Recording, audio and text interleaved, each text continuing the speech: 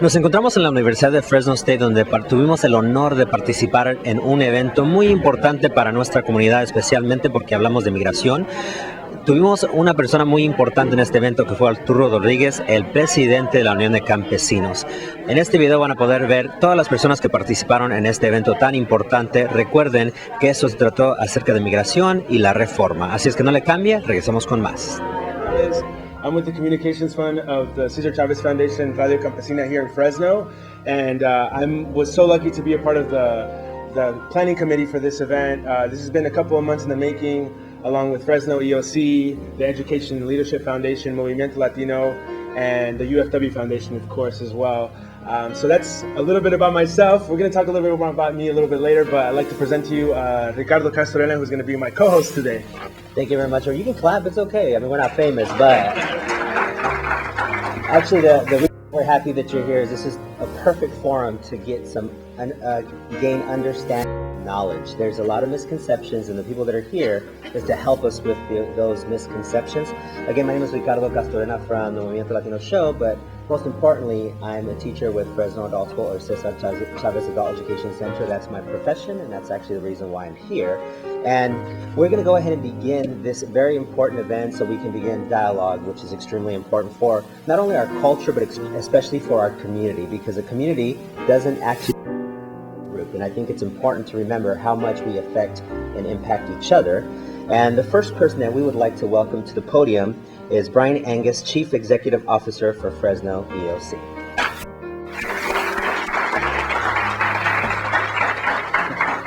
You warmed them up, so they know to clap now. So they should be really well ready for you, Arturo. So Fresno EOC has been around. This is part of our 50th anniversary celebration. This is actually our 11th event, and we're the ones that planted the seed for this. And if you're wondering why, let me give you a brief history of EOC. We were started in 1965. We were born out of the Economic Opportunity Act of 1964. Economic Opportunity Act is sometimes known, it should be known, as the War on Poverty. And many people think that failed, but I can tell you that we're still around. And if you access things like Pell Grants and NetStart and WIC services and a multitude of other things, you'll know that we've made a difference in people's lives every time. But the reason we're here and the reason we're talking about issues of justice is in 1965 and 1964 there was a change came over this country. And the Economic Opportunity Act of 64 was one of 4 pieces of legislation that was sent up by President Johnson. The Civil Rights Act of 1964, the Economic Opportunity Act of 1964, the Voting Rights Act of 1965, and the Housing Rights Act of 1965. And those 4 things really changed the nature of this country. And community action, because that's how we were born, and because we were born out of the civil rights movement, we have always had a place where we should be dealing with issues of justice. So as we approach the 50th anniversary this year, we adopted social justice as one of our strategic goals in the agency and said that we are going to be more intentional about presenting justice issues both within our own agency and in the community. And we started doing a series of events, and those events have all been around issues. We did an event talking about aligning capital with justice.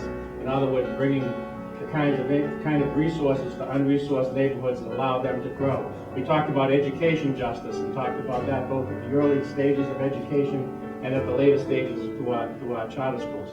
We talked about social justice a few months ago. We had John Lewis come in. We have partnered with a whole series of national organizations.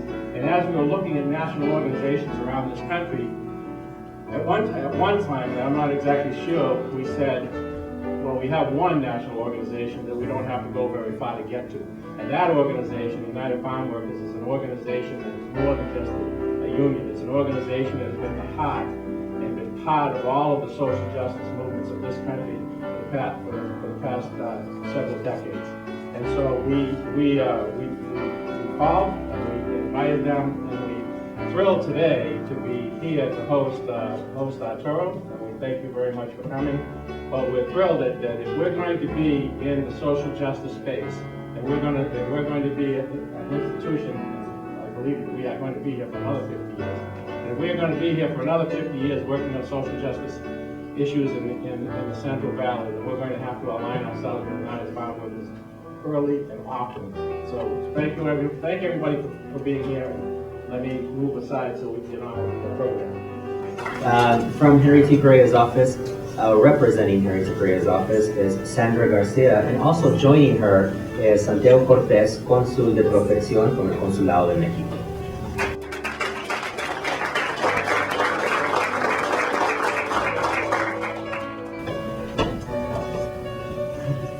Hi, thank you for coming, thank you for inviting us, and Well, I wanted him to speak first because he is a consul de protección, and is very honored to actually have him here. So I wanted to make sure he is a dignitary. In partnership, we actually did work in conjunction together last year to implement the AB 60 driver's license and education form. And we had a very successful event. We opened the doors to the Mexican consulate's office, and we had nothing but standing room in a huge area. And we have to collaborate together with our proper resources to get our word out and to actually reach out to the community properly. So I want. we were really happy when the AB60 passed, and we had been working towards letting the community know that they have it's available, and they just have to study, and even if they don't have any papers or proper documentation here in the States, they can actually get a driver's license, and it's gonna be safer for everybody when they're driving. And also we've partnered with other organizations. Many of you are already here, so I thank you all for that. And we want to give thanks to DMV for DMV being a state agency that collaborated obviously with us, along with CHP, La Protectora, that came out to inform. We wanted to open the doors to make sure that the undocumented were not afraid of the police, of the CHP.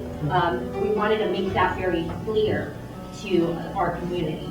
And I think that they did a very good job of doing that. yeah, we also worked with Fresno Police Department, with the Traffic Bureau, and they were all very happy to get in touch with the community. And as you said, they're not the enemies of the drivers, so they have to, we all have to understand that they're there to see that the rules are being followed, and we are there to let the community know that they have to study, they have to obey the laws here in the United States. Thank you very much. And questions that we received from the RSVPs. So without further ado, I'm just going to go down the line and present to you the panelists that are here. If you go through your program, the information on their bios, a little bit more of what they do, and a little bit more about their background. So just to start off, I'd like to present to you Amparo Cid. She is with Sierra Health Foundation Center for Health Program Management Program Officer.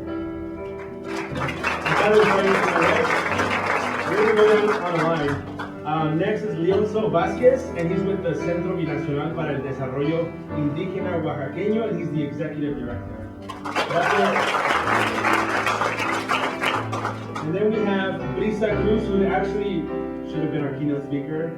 She is a DACA student here at Fresno State University, and she's also involved with PIA, right? Next, we have Diana Teleson Torres, and she is the executive director of the United Farm Workers Foundation. And finally, but not last for sure, is Raul Moreno, who's actually a part of the coordinating committee that put this together here at Fresno State. And I'm really excited to announce that he recently helped launch the Dream Outreach Center here at Fresno State that helps a lot of students with a lot of resources. So Raul Moreno, thank you so much for joining us. And right before we begin the first question, we want to acknowledge Pedro Avila from State Center Community College. Thank you, Dr. Cooper, who just walked out to speak to us. Thank you to him. You can clap, I'm sure he can hear you. The first question is for Diana Torres. It is, on non-labor laws for farm workers and medical services available for the undocumented community. What media is being used to inform these populations?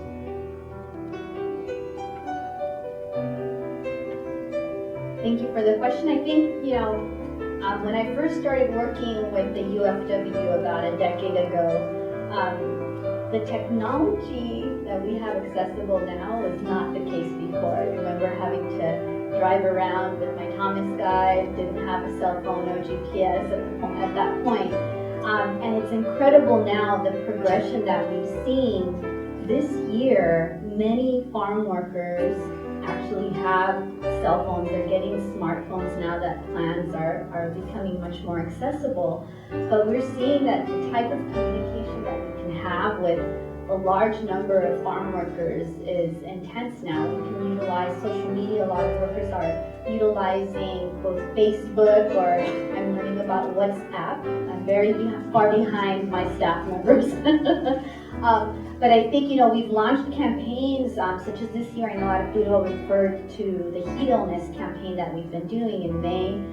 These new regulations ended up getting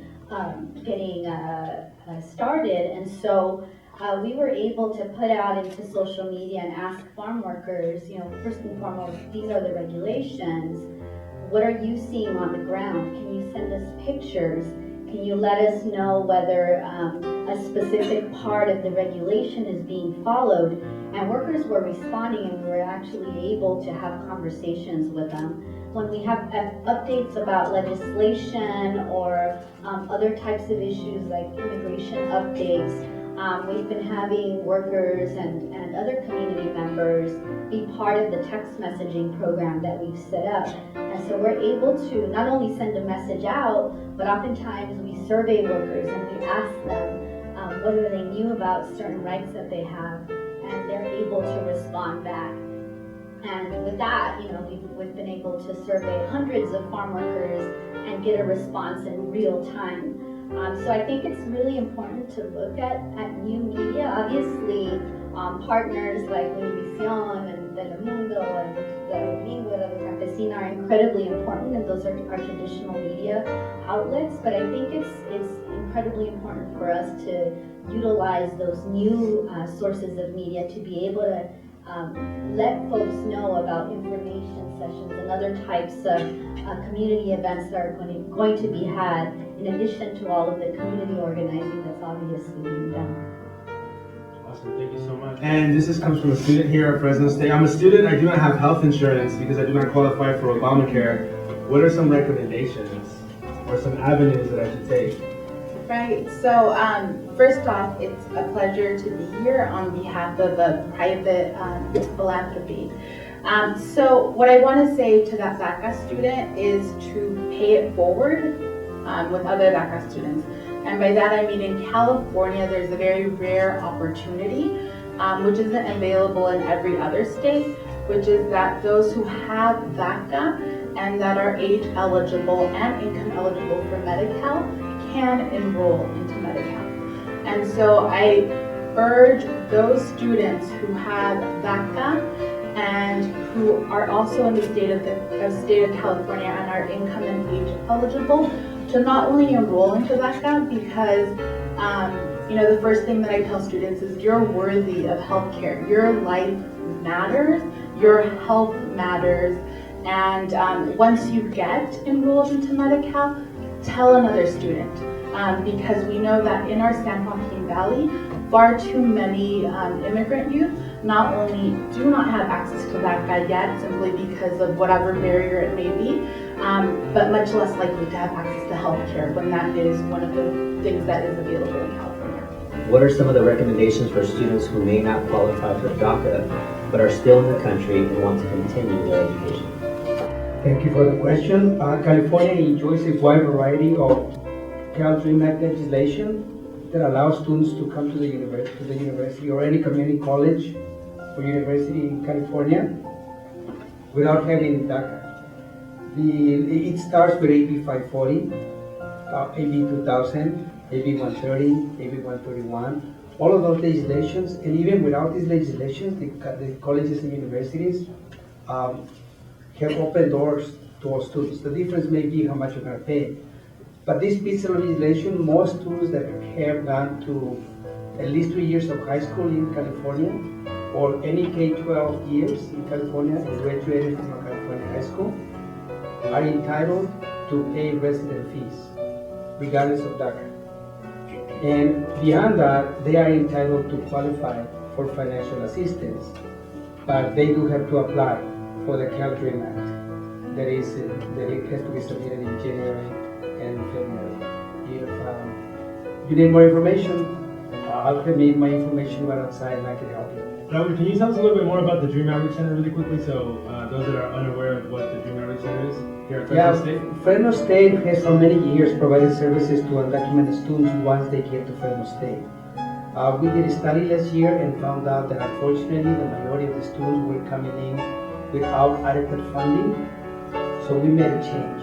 We decided to help the students when they are applying to the university so that they can come in with adequate resources. For example, last year, out of 300 students, less than 40% had adequate, a little bit of financial aid.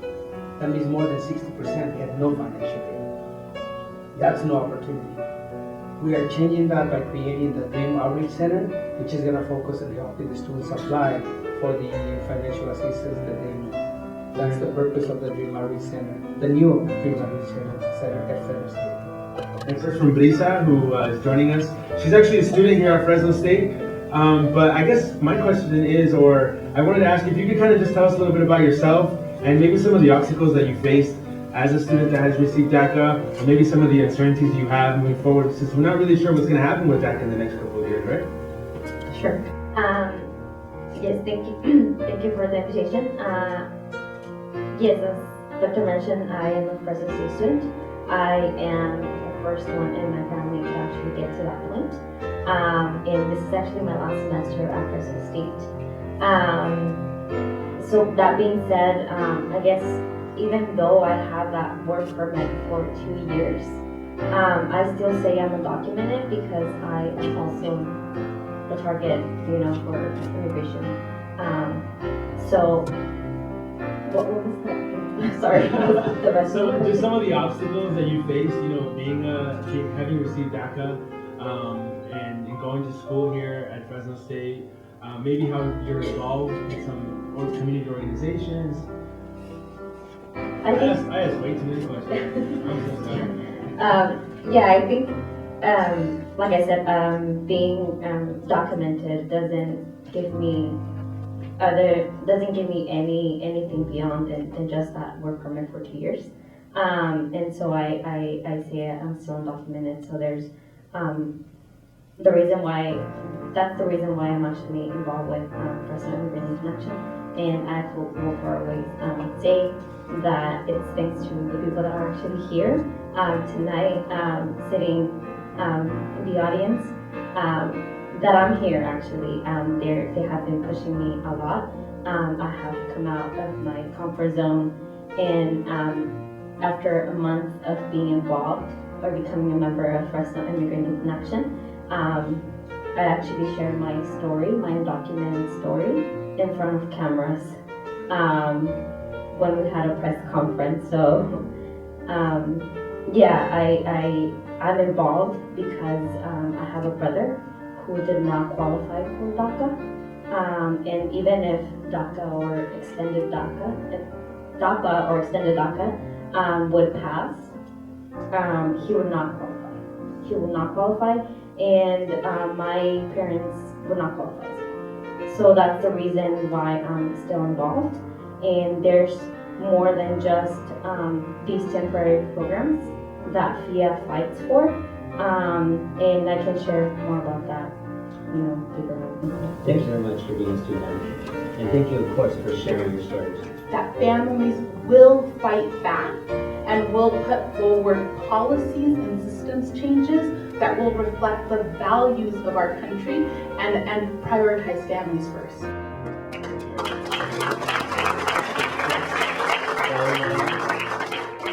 And he's not going to be answering any questions, but he does have information on USCIS. I'm sure you have some cards or something like that. And if you guys have any questions for USCIS, After the discussion, Jesse would be more than happy to maybe respond to you at a later time, right? So if you can please welcome Jesse Castro from USCIS.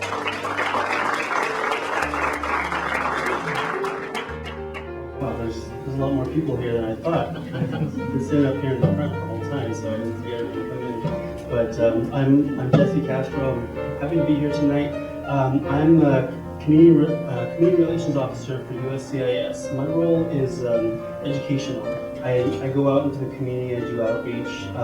My job is to make sure that the community at large has the right information so that they don't, so that they're not taken advantage of. We inform people about, we have a UPIL initiative right now that we are working with the Mexican consulate on, which is the unlawful practices of immigration law.